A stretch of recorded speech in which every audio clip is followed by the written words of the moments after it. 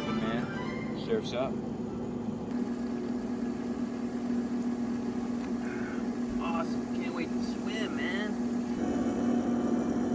Whoa, man. Normally I'm pretty lenient with this kind of stuff, but there is absolutely no drinking 15 minutes prior to going for a swim, man. I'm sorry, but you're gonna have to wait. Why is that, dude? Because I'm drinking water? What do I look like, a toddler climbing over his parents' gate? I ain't drowning, dude. The thing's up to my knees, man. Come on, dude.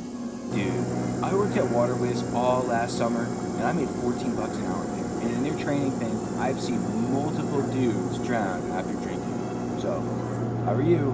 Wait the 15 out, then go party.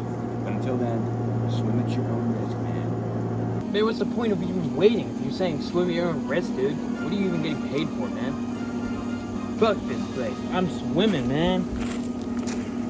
Ah! I'm going to the crib! I'm going to the crib!